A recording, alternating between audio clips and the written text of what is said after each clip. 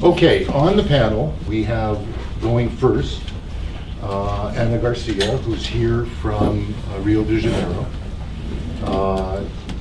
She has written some very important analyses of Brazilian multinational capital and the role of the Brazilian state in facilitating the accumulation of Brazilian capital abroad.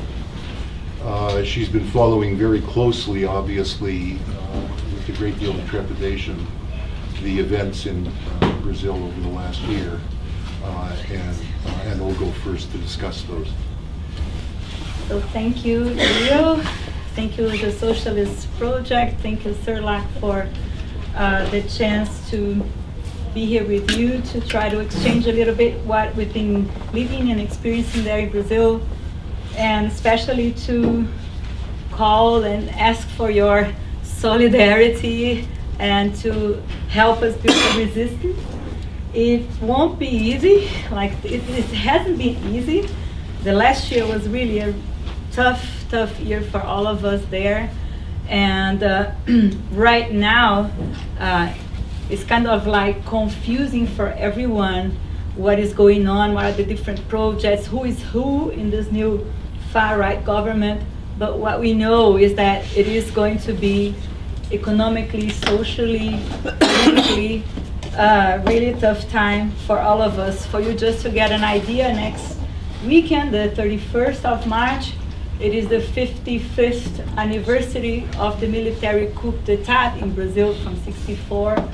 And for the first time since the real democratization, the president calls for a celebration of this day as a day of a revolution.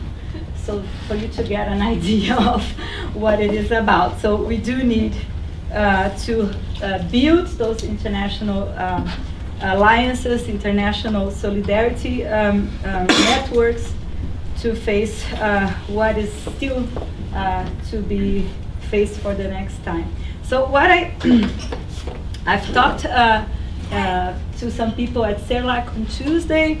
I've been exchanging also with Leo. Leo gave me this really hard task to try to explain what is going on, this phenomenon, what we've been calling Bolsonarism in Brazil. And what is difficult is that no one from all professors, intellectuals in Brazil, social movements intellectuals, no one has a truly total picture of what is going on. Everyone has a piece of the analysis. So what we do is to come together and to try to collectively reflect and debate and see what are the main questions and issues to face.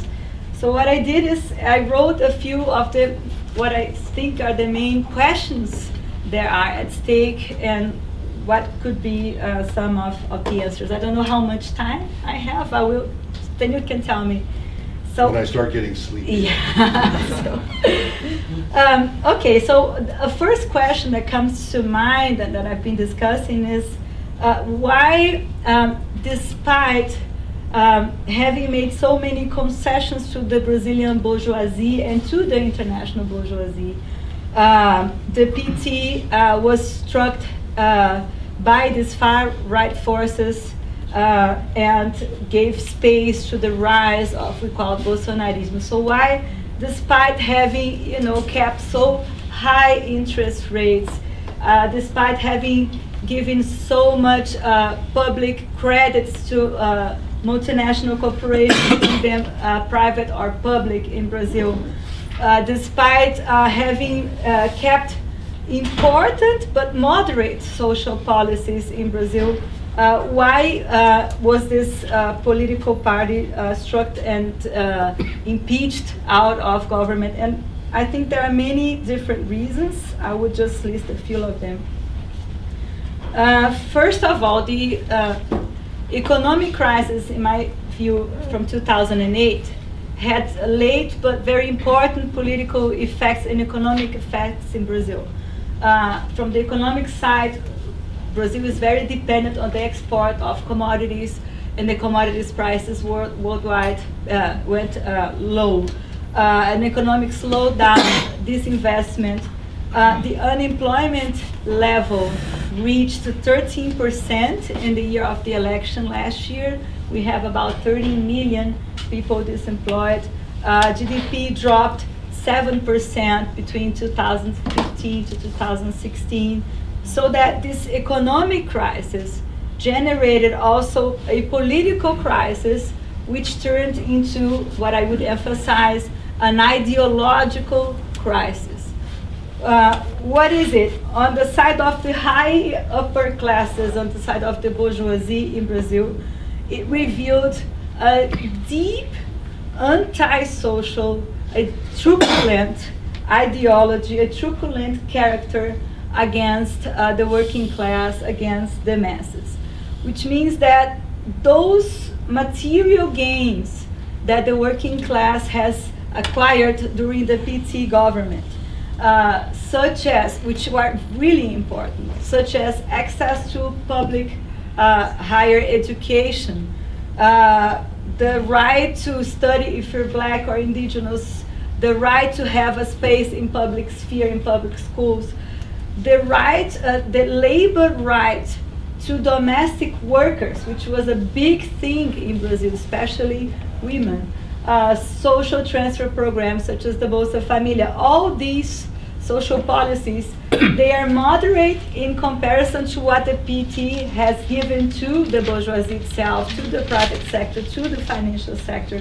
But even this was highly repudiated in the urban centers, in the big cities in Brazil, and also in the agricultural spheres, in the agricultural areas, especially that bourgeoisie in the agribusiness sector.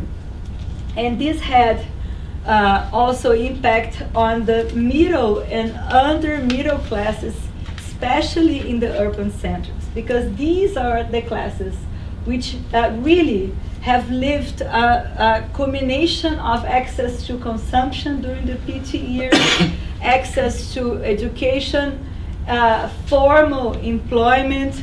The rise of the minimum salary really had impact over people's lives. And with the economic crisis, they lost that. They lost their level of consumptions, all what they have achieved during the PT years, and they turned to be a mass of unemployed workers, precarious workers, living from bad public services, so that they built this mass of what we can call workers without rights.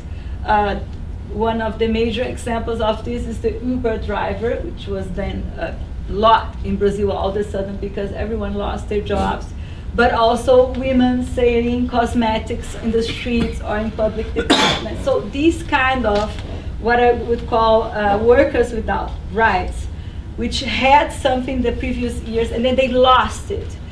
They channeled this feeling of anger, this feeling of hatred, this feeling of rancors towards the PT, turning it into an anti-PT feeling. It was really, really strong, really also promoted through the media, equaling PT to corruption, equaling PT to inefficiency. So when I say PT, it's the Workers' Party, right? The party of Lula in Brazil. So this feeling of anti-PT, everything that is ill, bad, everything that doesn't work is equal, the Workers' Party and the government and the state, everything putting in the same space, was very, very strong. And within this precarious working class, which has already very conservative values, such as anti-feminism, anti-LGBTQ, and this feeling of anti-communism, which is grew in the Brazilian society in the last years. These conservative values were then reinforced by the economic situation and by the work of evangelical Pentecostal churches, especially in the peripheries. They had a really, really strong role and the diffusion of fake news, among other issues.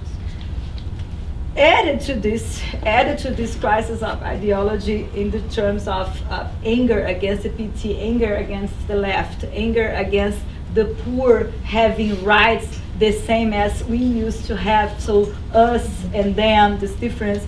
You can add the crisis of representation of all political parties. Not only the left parties, this is very important. The traditional political parties, all of them in the scene, were being rejected by the population. It was already like this. I don't know if you remember, there was massive street demonstrations a few years ago, before the World Cup and before the Olympic Games in Brazil, most of them in June in 2013. This millions and millions of people in the streets without leadership, without political party.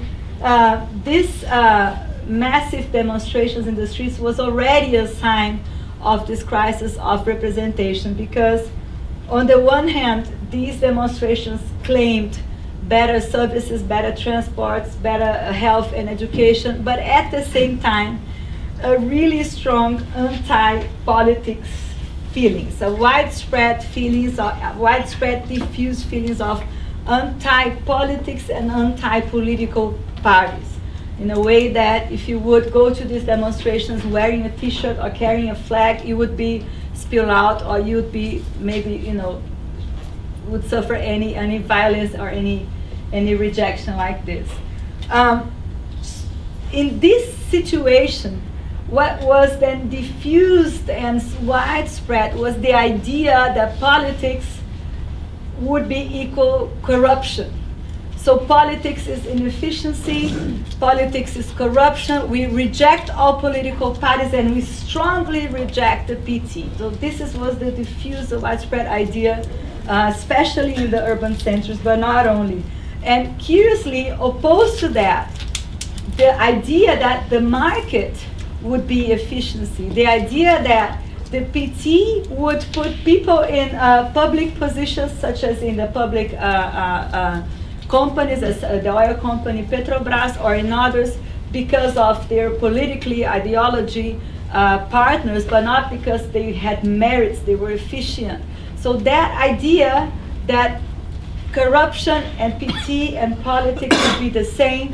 So what we need is a rejection of policy. We need more merit, more efforts, and the idea of meritocracy. So I am there in that position because I deserve it, because I'm good enough. This was very, very important. This had reflections in the elections of 2014 when Dilma was elected, because this was the main discussion. Another government would do different, because it wouldn't be so political. It would be more meritocratic. It would be more pro-market. And this led also to the whole context of the impeachment process, the coup d'etat in 2016. So these precarious workers, they first wouldn't identify themselves with the working class in general, and even less with the Workers' Party. So there was an empty space in politics that was managed to be occupied by Jair Bolsonaro as a so-called charismatic leader. Without understanding this empty space, you cannot understand what happened in the last 2 years. Bolsonaro became known in the media, became a nationwide known person for his hatred, his discourses, from 2013, from those massive demonstrations on. And he built himself, he worked to be a candidate in 2018, occupying this empty space and being so-called new in politics, even though we know he wasn't. And how he did it? He did it as a charismatic person belonging to the people, belonging to the working class, belonging to the normal, so-called normal population, like a simple person with the popular language, popular tastes, like directly communicating with his supporters through the social media, be this Twitter, be these videos that he would record and send it through WhatsApp, participating in WhatsApp groups with his supporters, so that the sense of getting close to the leader was very present by his supporters. And then when he candidated, this was widespread. So he was there as a possibility for those who really rejected the PT among the working classes of Brazil. So this is one aspect. Two other aspects that I think is worth mentioning to the question why, despite so many concessions to the bourgeoisie, PT wasn't, the party to be in charge of the state anymore, is the very limits, the very limited idea that it's possible to conciliate different social classes.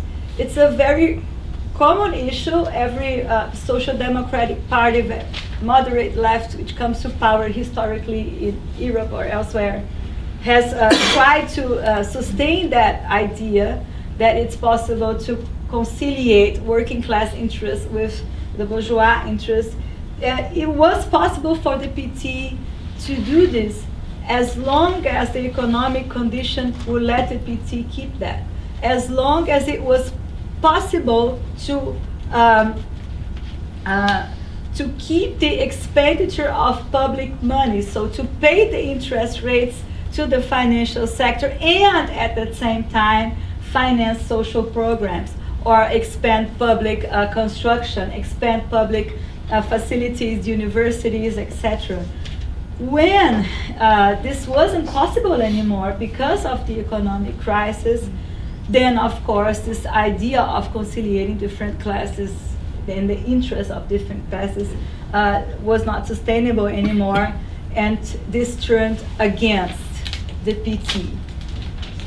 And the third thing that I think it's important to know or to reflect, it's more reflections than actually concrete facts, is that through this, PT was, in Lula especially in his figure, was able to organize to some extent different interests of the different fractions of the bourgeoisie, the different fractions of capital. So the interest of the financial sector, the interest of agribusiness, the interest of small business, the interest of the manufacturing in Brazil, which is there is. Lula was able to organize these all in one project that was the PT developmentalist project, of course, beneficiating some of these fractions more than others. This created a sort of dissatisfaction. So when the Brazilian state was giving more credit, more benefits, for instance, to the construction companies, to the oil state company Petrobras, and not to others.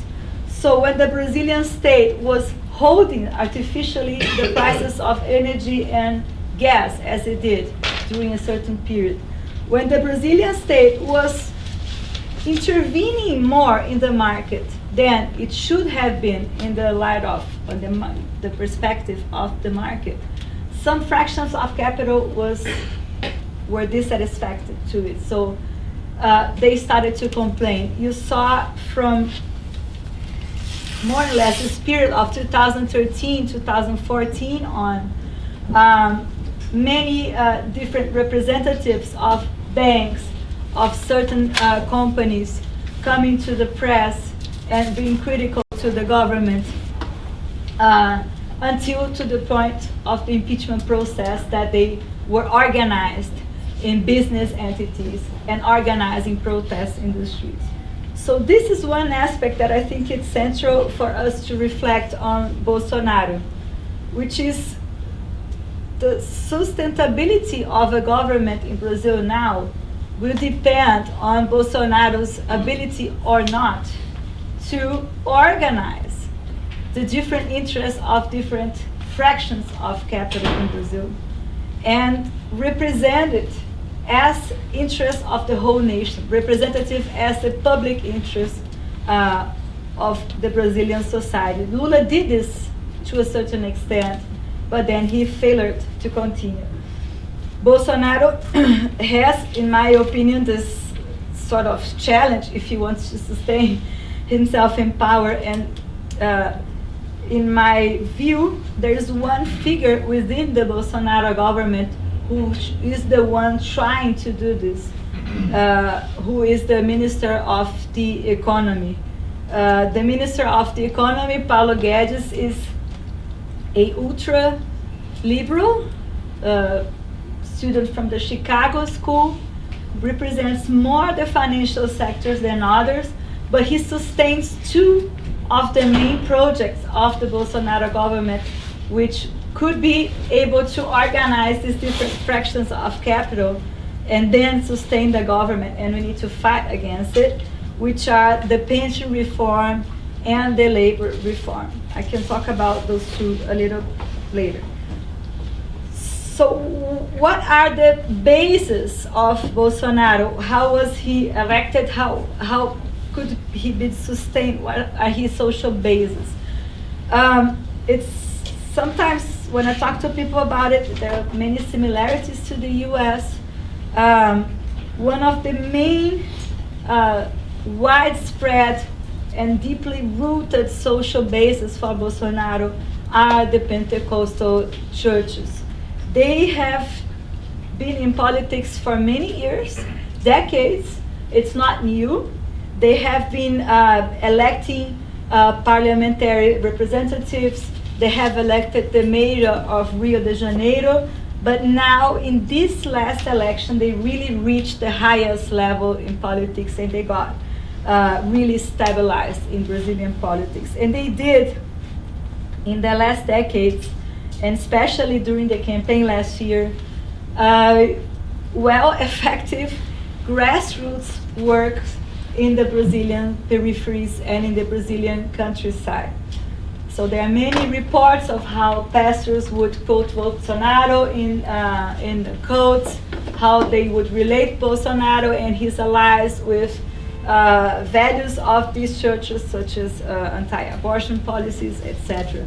So that I think that for us in the left, the main question is how did we lose the grassroots work in the peripheries, and how to rebuild this work, how to especially establish a dialogue with the working classes in these churches, in the peripheries, in the favelas, in the countryside, to encounter, to face those reactionary groups. So this is a great and big challenge to us in the left, and it is not to dismiss the power that these churches have built along the last decades with and within the working class. The other main group, which is was very important to support Bolsonaro from the very beginning until now, is the petit bourgeois. So retail, commercial stores, liberal professionals such as doctors, lawyers, engineers. So this was really, really important. I can mention, I was talking at CERLAC and brought these two examples that are, I think, meaningful to understand that. First, how doctors who never organized themselves politically were strongly organized in the last years against a program from the PT, which is called More Doctors, which hired Cuban doctors to work in the very corners of the interior parts of Brazil, there where no doctor in Brazil wants to go for that salary, to attend, indigenous peoples, peasants, there where there's nothing, where no one would go. The Cuban doctors were hired by the Brazilian state, paid by Brazilian money to go. Brazilian doctors really organized, to the point that they would go to the airports when the Cuban doctors were arriving, wearing a clown nose, protesting against the Cubans who were coming to Brazil. So that's one big organized movement that I I think it's worth mentioning. And the other was just last year, the truckers, drivers in Brazil did a huge strike. Now we saw how a general strike could work. They stopped whole Brazil in June last year. So the supply of food, medicine, everything were stopped for 2-3 days because they were demanding the stabilization of the gas prices.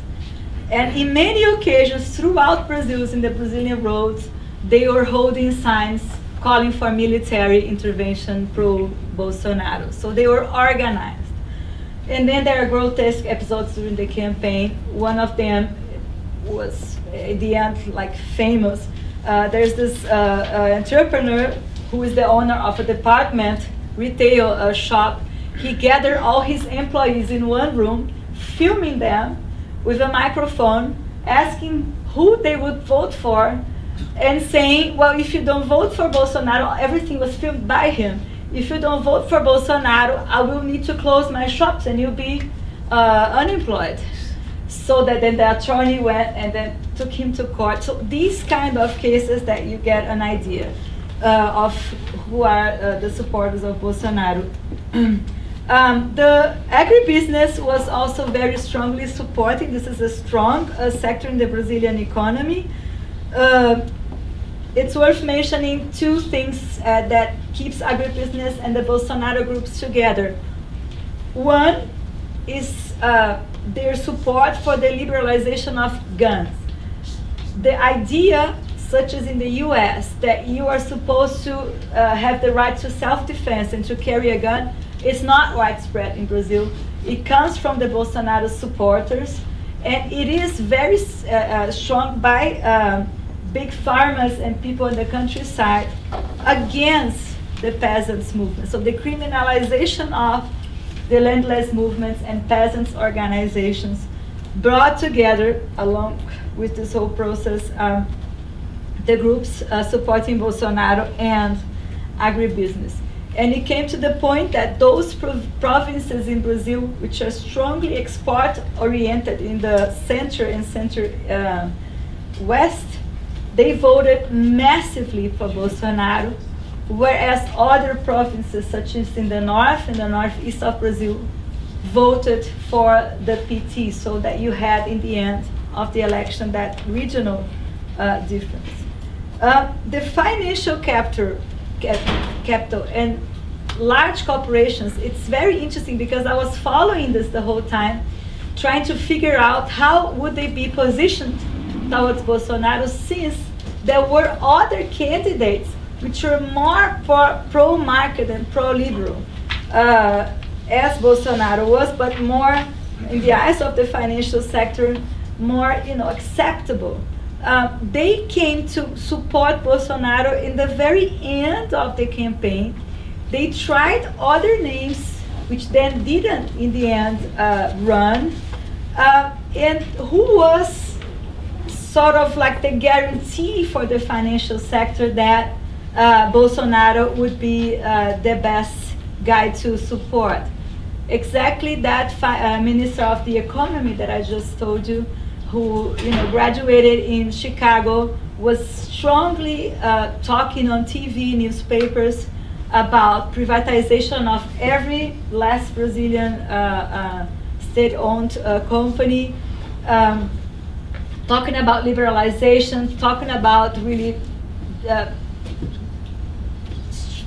trying to keep the state as small as possible. I wouldn't say to really destroy everything, but he was almost saying that, so that the financial sector, like the Brazilian papers, are reproducing what Wall Street was publishing about Bolsonaro.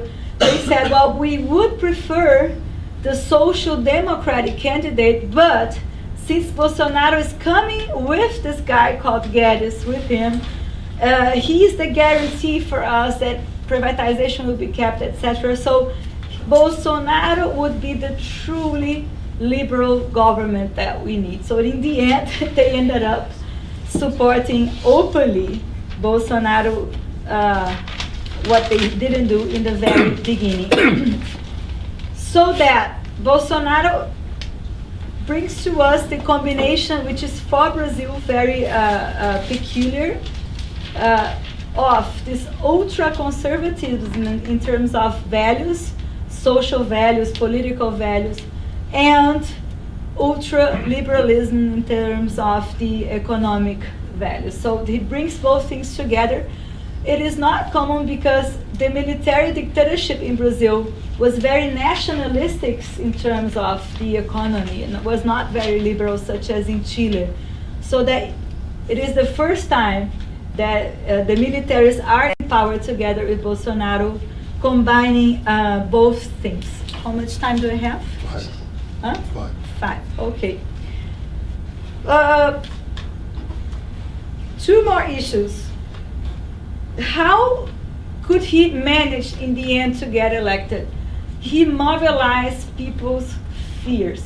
People were afraid of losing their jobs, afraid of what gays and feminists would do to their families, this destabilization of their values, afraid of Brazil being a Venezuela, Brazil turning socialist, Brazil being threatened by a communist revolution. It was really, really crazy what people were believing, what people were getting through.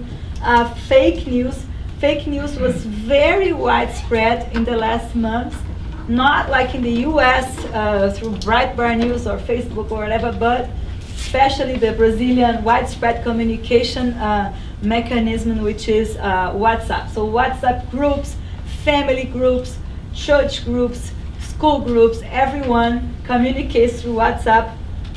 And it was through WhatsApp that these fake news were really widespread and mobilizing people's anxieties. People were confused and really, trying to grasp what could happen to Brazil if PT would continue in power. And there were like the craziest things that you can ever imagine people would believe and would become through those groups. So the stigmatization and demonization of what would be feminism, of what would be LGBTQ movements. For you to have an idea, Brazil is the country today which has more homophobic murders. Last year, we had a number of 500, almost 500 murders out of homophobic motivation. The fear of communism, as if PT would be communist and PT would, all of a sudden just install a dictatorship of communism, etc. Bolsonaro could also challenge to him the whole ethos of anti-corruption. So the car wash operation was this judiciary operation against corruption schemes related to construction companies and the oil companies Petrobras. This was directed against public agents, and this was the PT, which was the party in government.